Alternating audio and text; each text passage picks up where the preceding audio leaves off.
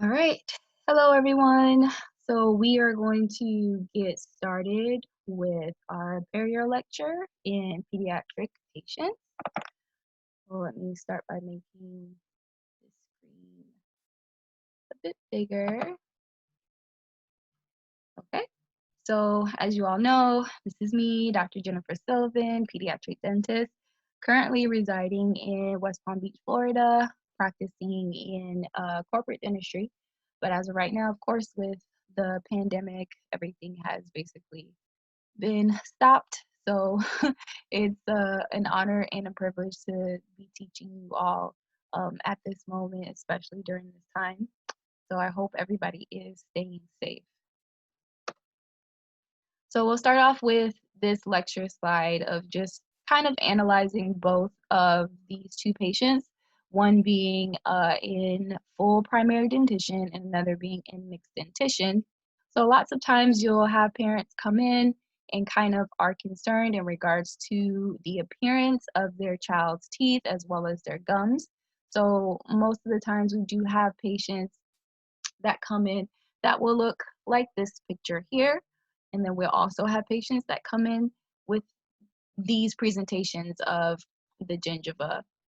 And lots of times parents will ask, hey, why do my child's gums look so dark in comparison to other people? So most of the times when you see a clinical presentation, such as the one on the right-hand side, if the child is of darker skin tone, melanin, so most of the times you'll just educate the parent and let them know that this is just, racial pigmentation, just melanin deposits within their gums. So they'll ask if their child is all around healthy, and you as a dental professional just need to be well educated in regards to explaining to the parents that, hey, this is normal appearance, just don't be alarmed, things like that. However, when you see that there is recession and things like that that's associated with tooth number 25, then you will kind of educate the parent and let them know that, hey, we need to start, better habits. So that way we can go ahead and get the gingiva back to normal and healthy. So a little bit of introduction in regards to periodontal disease. Most of the time, the peak of periodontal disease is more destructive in its stages at middle age. Uh, Most of the times you don't really get too much of a clinical presentation with periodontal disease in children unless there is some type of underlying condition. Surveys indicate that the loss of periodontal attachment and supporting bone is relatively uncommon in young children, but there are incidences that do increase within the ages of 12 to 17 when compared to children age 5 to 11. So basically, what is healthy gingiva? This goes in a line to our first slide and just kind of being able to educate the parent, as well as, whoever the primary caregiver is, whether that is the grandparent or aunt, uncle, extended family, you'll be able to educate across the board, not just with the patient, but with the family as well.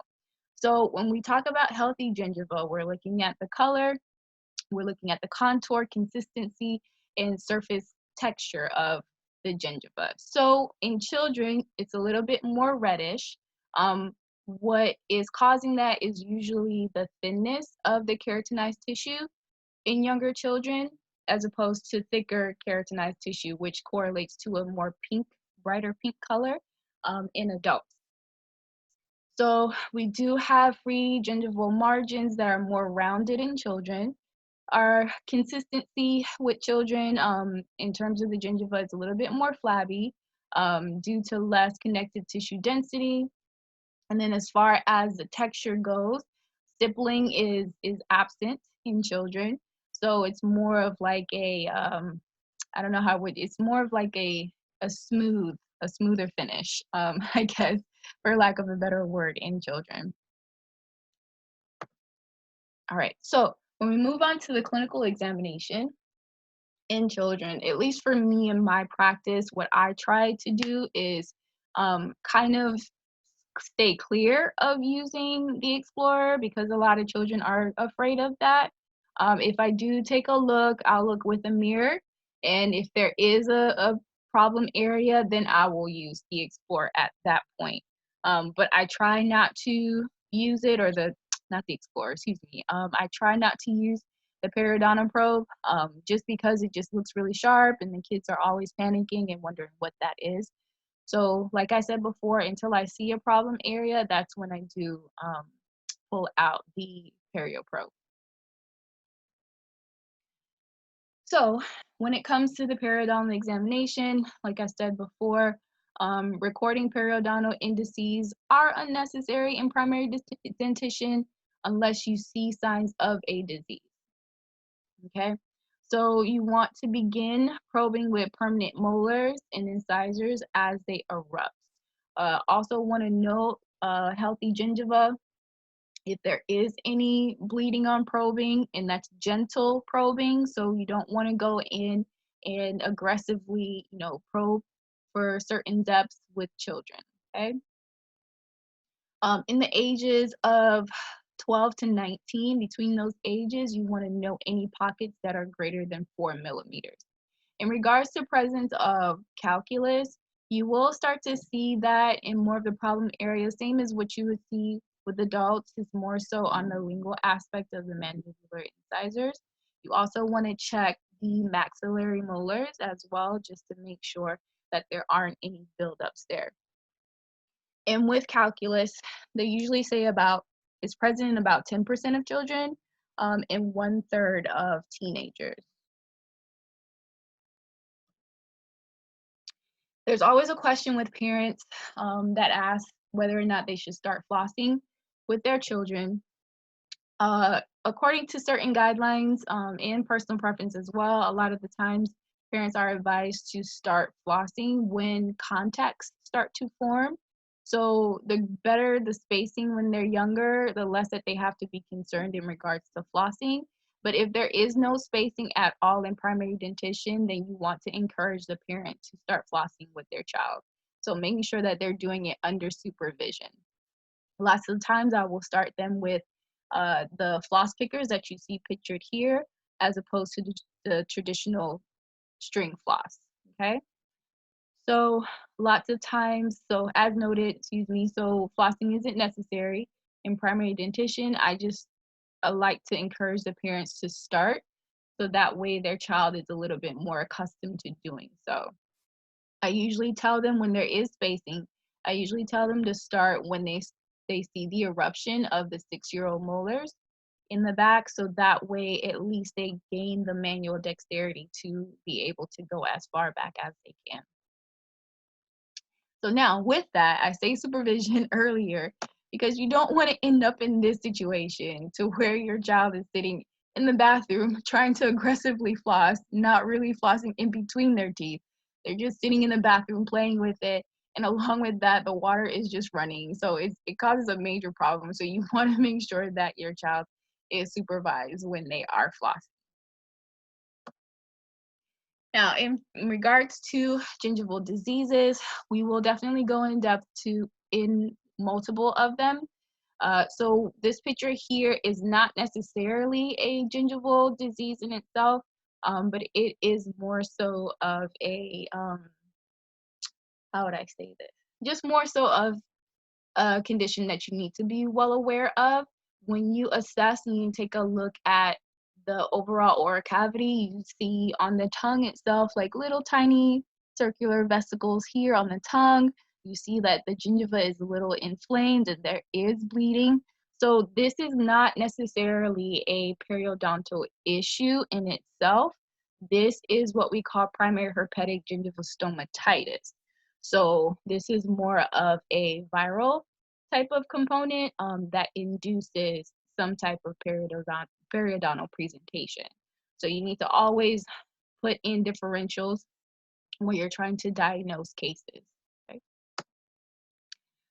So this particular case, we're going to talk about eruption gingivitis. So you'll see this in a lot of the anterior teeth, sometimes in the posterior teeth as well with the molars. you'll start to see that there's like reddish, erythematous areas when teeth are starting to erupt. So parents will definitely be concerned in regards to that. So as I stated before, the gingiva around the erupting teeth appear reddened. And this is largely because of the margins around are not yet fully keratinized, and the sulcus developing is not complete. Okay.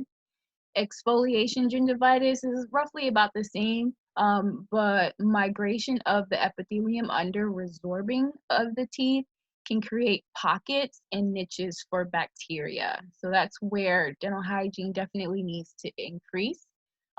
Lots of times this condition is exacerbated by food debris, material alba, bacterial plaque, things of that nature. Particularly with crowding as well, you'll start to get that buildup and it will exacerbate the condition. So it is often associated with the first and second permanent molars. It can be painful for the child in development of pericornitis, and pericoronal abscesses do form. So you may also want to look for any facial swelling and definitely palpate their lymph nodes. Inflammation is definitely worsened with poor oral hygiene, as I stated before. So you need to make sure that the parent keeps them on your 6-month recall. You may end up wanting to increase it to every 3 months, so that way you can get them back to health. Plaque-induced gingivitis. So this, as the name states, is variably caused by plaque. You'll see red linear inflammation and swelling, increased vascularization and hyperplasia.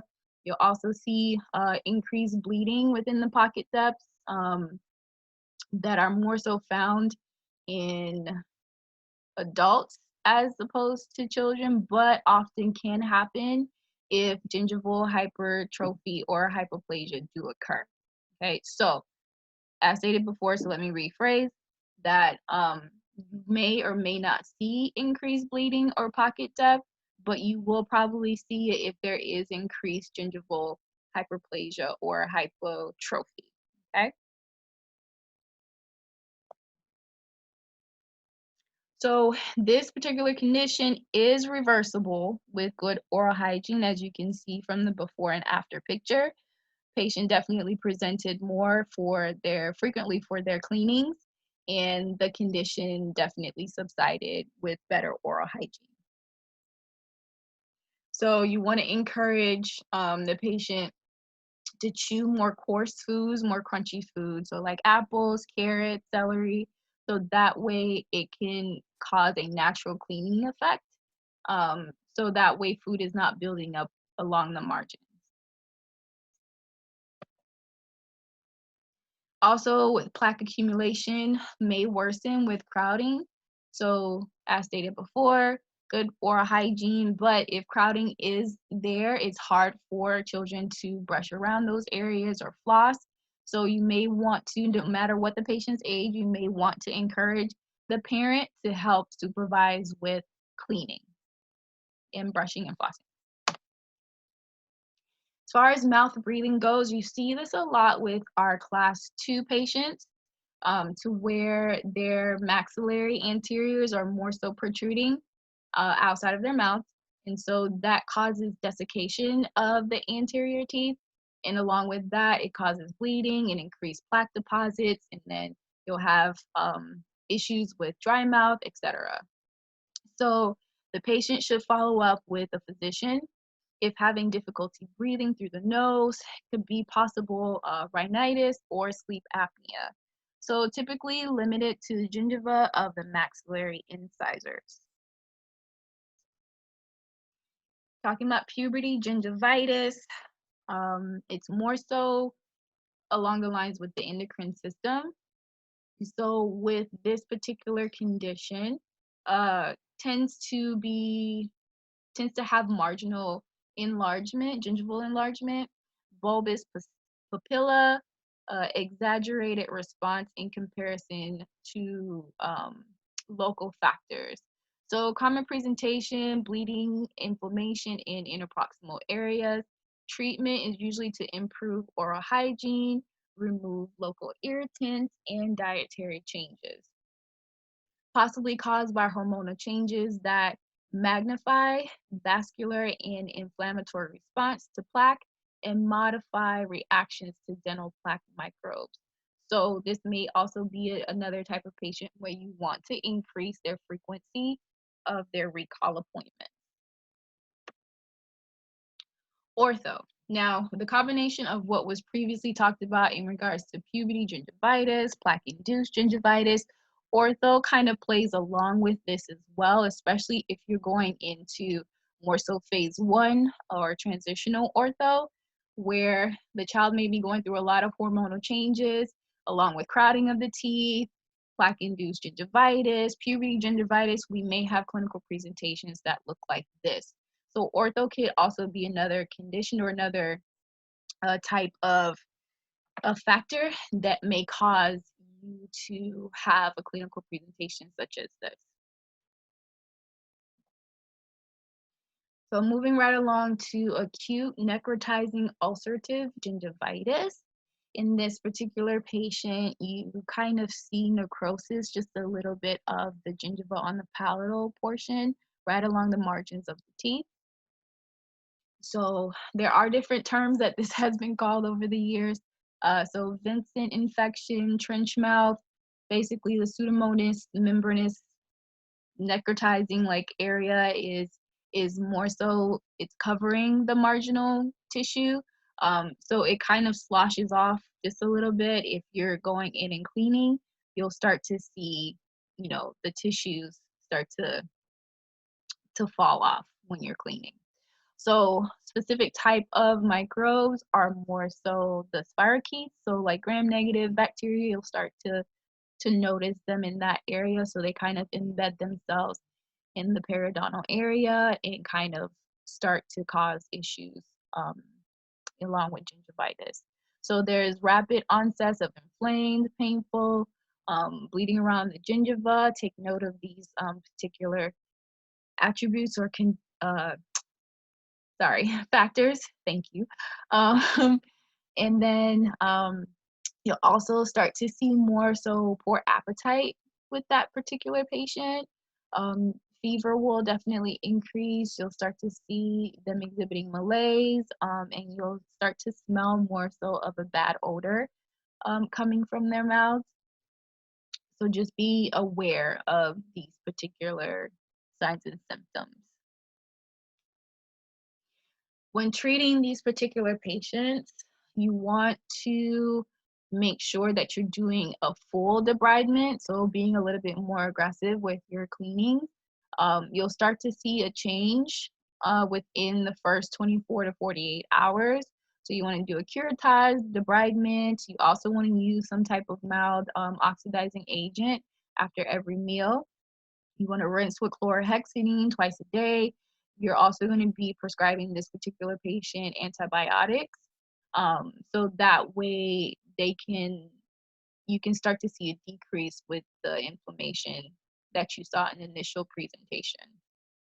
And also always, especially with the previous ones, you want to make sure that you're encouraging the patient to improve their oral hygiene. So this or that. So basically, the question is asking which one is more of a periodontal issue in terms of bacteria, and which one is more so a viral type of clinical presentation. So as stated before, you can kind of look at other clinical presentations in the mouth. So with this second picture, you start to see these little vesicles, like just these rounder, more erythematous areas here. You see the inflammation of the gums. You also want to ask the parent, like, has the patient had any fevers lately? Is the pain within their mouth more so subsided? If they have cooler foods, things like that. And so at that point, you may want to tell them that it may not be a periodontal issue. It may just be a viral issue as well. You need to refer them over to their primary care physician. So the first picture is definitely what we just talked about in regards to acute necrotizing ulcerative gingivitis. And the second is what we talked about previously with primary herpetic gingival stomatitis.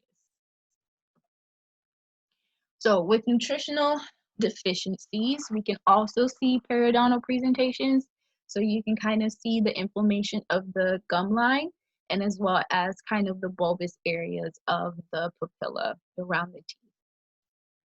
So this particular case, when we're talking about nutritional deficiencies, there's one particular vitamin that comes to mind. So you want to make sure that you're asking the parent if they're getting enough vitamin C within their diet, so that way we're not having to be concerned about particular conditions like scurvy. So with that, if there is any type of nutritional deficiency, you want to make sure that the patient is started on some type of vitamin supplement. You want to go ahead and do some debridement and increase oral hygiene. In this case, there are no antibiotics that are necessary, so make sure you keep that in mind. So you don't need to prescribe the patient anything, and kind of make sure you're educating the parent so that way they're not questioning why it is that you're not prescribing antibiotics. In regards to gingival recession, aka labial stripping, you kind of note this a lot if the child is not really brushing in the area that they're supposed to efficiently. You'll start to see recession there. Ortho may also cause recession, especially with the stress and the movement of the teeth. The gums start to kind of strip away in that area, excuse me. And there's just like a lot of stress that's bearing around that. You'll start to see it a lot with the lower central incisors with 24 and 25. So make note of that. If you do interceptive ortho in the future, just also make sure that the parents are aware that that could be a possibility in regards to treating their child. So it's definitely a condition that's secondary to class 2 growth pattern in the lower incisors that are crowded in that area and poor oral hygiene. More apically positioned gingival margin of 1 to 2 teeth, you'll start to see that. Narrow zone of keratinization, so the gingiva is more recession prone. And like I said, orthodontics do help to relieve the crowding in that area, but ortho can also exacerbate recession. So in this particular case, a gingival graft is needed with thickened tissue, or if gingiva continues to recede, you may want to go ahead and proceed with that type of graft. There's another picture, clinical presentation of gingival recession. Again, another. Okay. And as far as mechanical trauma, there are some children that do brush aggressively. So you may want to do a good clinical examination just to make sure you're not missing areas like this. And tongue piercings, this is definitely something that is common here in the States. So we try to educate our adolescent patients in regards to what can cause them to have bone loss or any type of issue dentally because of that tongue piercing. So you want to make sure that you take radiographs, like really great radiographs, so that way you can eliminate if there are any areas of concern. So the radiograph can definitely reveal if there is any bone loss within that area. So you'll start to see patients who have a piercing for maybe more like 2 years more, you can possibly see radiographic evidence of that bone loss. So you do not, it doesn't always present, excuse me, with visible recession. So you may want to go ahead and probe that area just to rule out any bone loss.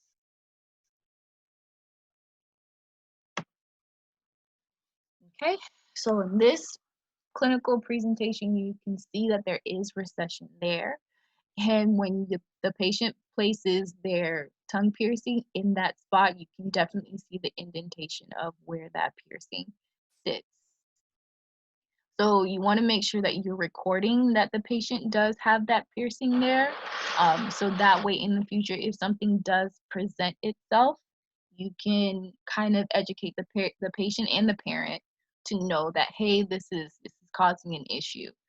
If they're adamant about keeping a tongue piercing in general, you may want to tell them to switch over to more of a acrylic piercing as opposed to the metal type. Okay, you want to put them on a strict oral hygiene protocol, and then also make sure, in this case, this patient may have came in more frequently than 6 months, just to make sure that oral hygiene was improved, so that way recession wasn't exacerbated in this particular case. Right, so moving on to periodontal diseases in children. So when you look at this particular picture, it looks as if the patient is super healthy, that there is no underlying issues as well. So you need to make sure that you're taking radiographs to rule out anything else that you do not see clinically. So when you look at the full set of their FMX, you can kind of see areas of recession, especially along the bridges of the first permanent molars. You can kind of see where you have those crater effects with bone loss there. And you can see note of the lower maxillary incisors, not the lower central incisors. Okay, so when it comes to LAP, we'll give it that name for as long as we're talking about it. So it's originally called early onset periodontitis.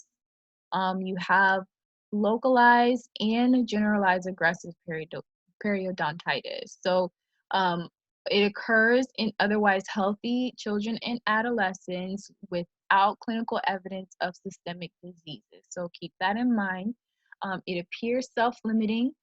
LAP is less tissue inflammation, and you'll also see very little supragingival plaque and calculus. The areas of concern, keep this in mind, are interproximal attachment loss and rapid bone loss on at least two permanent first molars, and incisors with attachment loss on no more than two teeth other than first molars and incisors. So basically, you're looking at the molar region and the incisor region. Okay. The presence of subgingival plaque is evident and is 2 to 4 times faster in regards to bone loss than chronic perio. Most likely, the species of concern in terms of microbacteria would be AA, with some Propheromonas species, and is also X-linked dominant inheritance. So the organisms themselves end up penetrating into the crevicular epithelium. You may want to put the patient on 2-week course of antibiotics. There is a particular technique called the Keys technique. So in this particular patient, they went ahead and did a full thickness flap and went ahead and curetaged and did full scaling root planing of the area. And they went ahead and irrigated the area with some type of salt, inorganic salt solutions. Okay. And then you also want to encourage the patient to daily apply paste of some type of sodium bicarb, and also with a 3% hydrogen peroxide and inorganic salt irrigant.